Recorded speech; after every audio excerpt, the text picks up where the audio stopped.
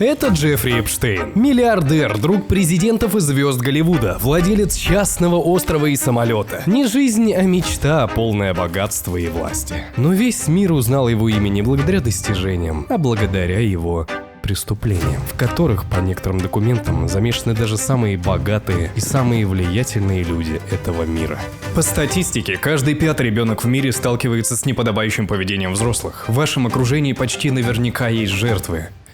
Возможно, и сами преступники. И большинство из них выглядят как обычные люди, а некоторые из них так и вовсе являются вашими кумирами или лидерами. В прошлом видео мы говорили, что ориентация формируется в утробе матери. И тут возникает неудобный вопрос. Если гомосексуальность врожденная особенность мозга, значит ли это, что влечение к детям тоже своего рода ориентация? Сегодня мы разберем самую табуированную тему в психологии. Откуда берется это отклонение и является ли оно таковым? Почему и как именно их мозг отличается от нашего? Можно ли распознать опасного человека до того, как произойдет непоправимое?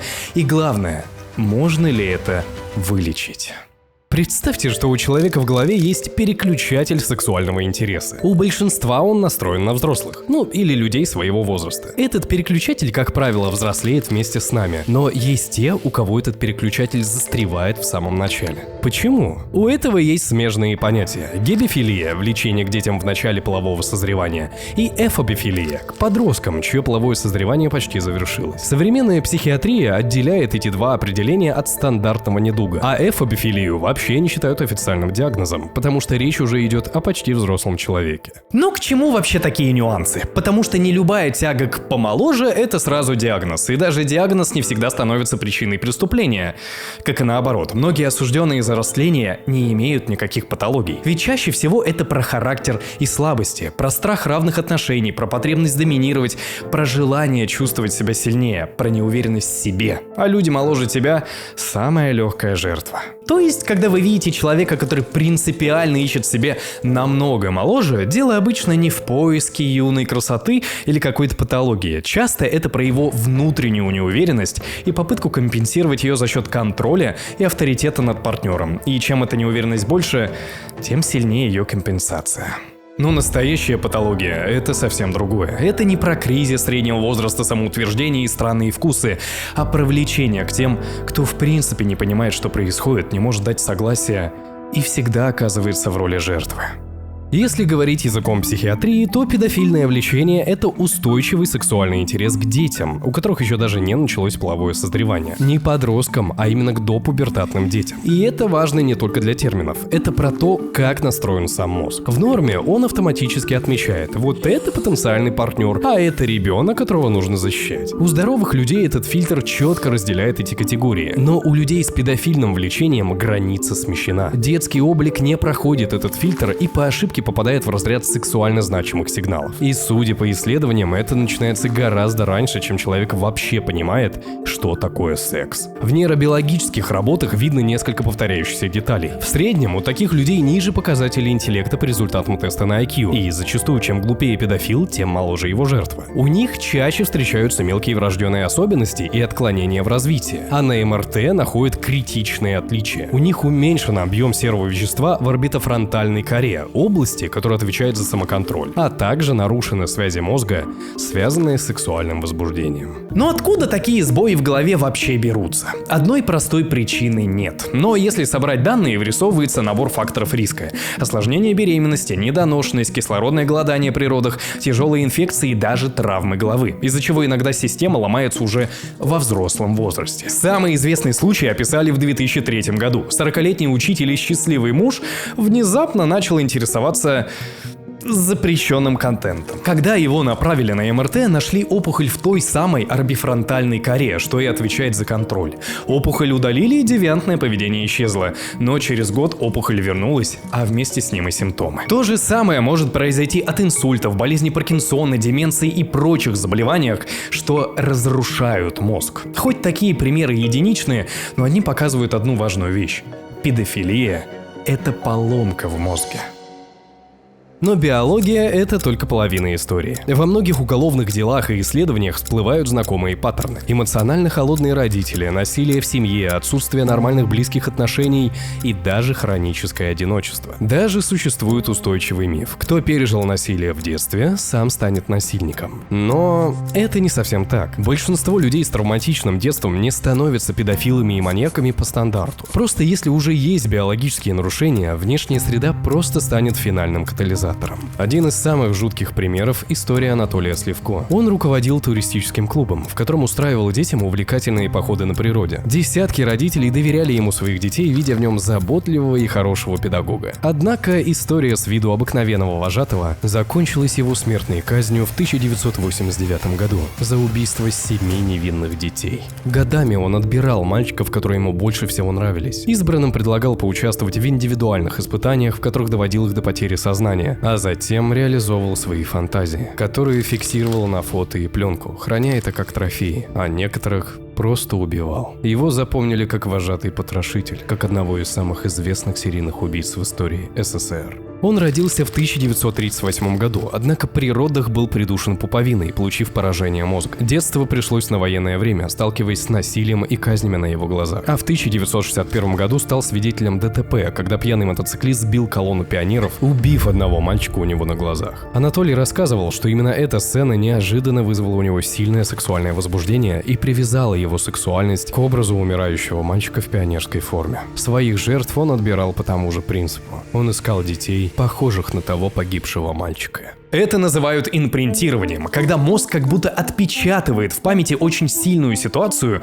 и приклеивает к ней реакцию. Особенно, когда мозг и психика уже повреждены и уязвимы больше всего. Еще один известный пример — Чикатило. Человек, чье детство пришло на войну, став свидетелем множественного количества травмирующих эпизодов насилия и убийств, и который с самого детства рос как изгой, от окружения в школе до семьи. Его жертвами становились не только дети, а все уязвимые группы людей, благодаря которым он мог реализовать сценарии садизма и контроля, компенсируя свою никчемность, в которой он вырос, через абсолютную власть над беззащитной жертвой. В некоторых разборах его дела упоминается, что у него были выявлены очаговые поражения в префронтальной коре, о чем говорили также обследующие его психиатры, связывая это с поражением мозга еще до его рождения. То есть, вполне возможно, тут та же история. Симбиоз уязвимого сломанного мозга с негативной внешней средой. Хотя для всех он был обычным семенином и хорошим учителем в школе. Правда, который в итоге был обвинен и расстрелян за как минимум 52 убийства. Если в случае Сливко родители сами отдавали детей в хорошие руки, то в случае Чикатило система просто отказывалась поверить, что такой человек вообще может существовать, и поэтому позволила ему действовать годами. Но важно понимать, Сливко и Чикатило — это вершина айсберга, самые яркие киношные случаи, о которых снимают документалки. Большинство людей с педофильным влечением не становятся серийными убийцами, и большинство преступлений против детей не выглядит как хоррор-фильм. В реальности все гораздо тише, и в большинстве случаев оно просто игнорируется. Насилие чаще маскируется под дружбу, заботу и внимание. То, что психологи называют грумингом. Это не какой-то тайный ритуал, а очень постепенная дрессировка доверия. Взрослый как будто сканирует окружение и ищет самого уязвимого ребенка. Того, у кого проблемы дома, кто чувствует себя лишним, кого не слушают взрослые. Сначала он становится тем самым взрослым, который понимает, дает особые подарки, внимание, привилегии.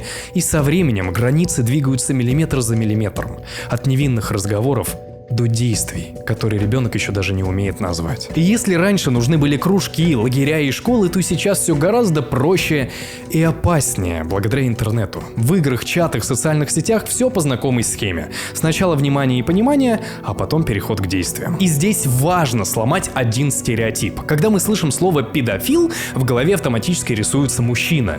Но женщины тоже совершают такие преступления. Просто их реже замечают, потому что забота женщины о ребенке воспринимается как что-то естественное, а не подозрительное. Няня, учительница, старшая подруга. Никто не видит угрозы там, где ее не ожидают. Именно поэтому такие случаи чаще остаются в тени и даже не доходят до расследования. А новости по типу «учительница занялась сексом с учеником» обычно получают восторг в комментариях, что вот пацан красава, как ему повезло.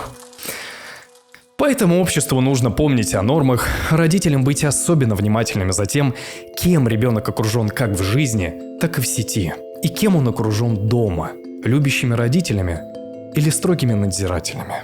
И да, если вам нужна поддержка, которую вам сложно получить извне, напомню, что у нас есть бесплатный ИИ-бот для психологической поддержки. Он не заменит специалиста, но поможет выговориться и подскажет, как сделать себе лучше. И он полностью бесплатный и анонимный, а ссылка на него будет в описании. Но если педофилия — это то, что может произойти до рождения, а нечто похожее происходит, как мы выяснили из прошлого видео, во время формирования ориентации, когда мозг человека под гнетом разных факторов складывается иначе, то можно ли назвать педофилию еще одним видом ориентации? Да. И категоричное нет. Если поднимать вопрос этики, то здесь очевидно. Ориентация — это про взаимные действия взрослых людей. А педофилия — действия, направленные на уязвимую группу, где осознанного согласия быть не может. Но если отбросить этику, то действительно, эти два явления имеют частичное сходство в мозге. Оба проявляются как стабильные предпочтения. Оба задействуют схожие области мозга, и оба могут появиться до рождения благодаря симбиозу нарушений, являясь фактически врожденным сбоем, а соответственно являются неизлечимыми, по крайней мере на данный момент истории и развития науки.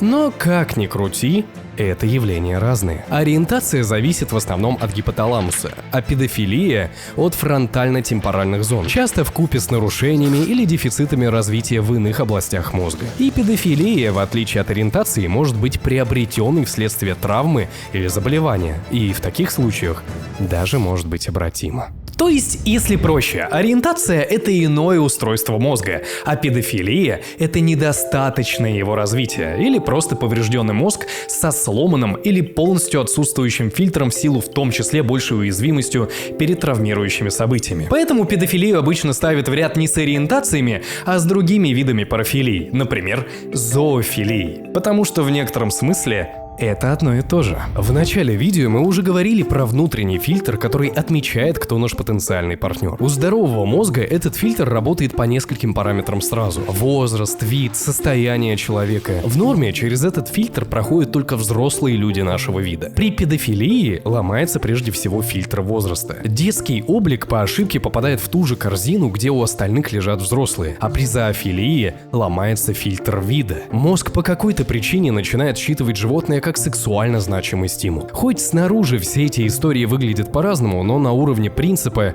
это один и тот же тип поломки. Система, которая должна была быть настроена на одно, по тем или иным причинам ломается на другое. Причем зоофилия тоже может быть приобретенной от травмы болезней. В общем, тут как кому повезет, зависимо от того, какой фильтр сломается первым.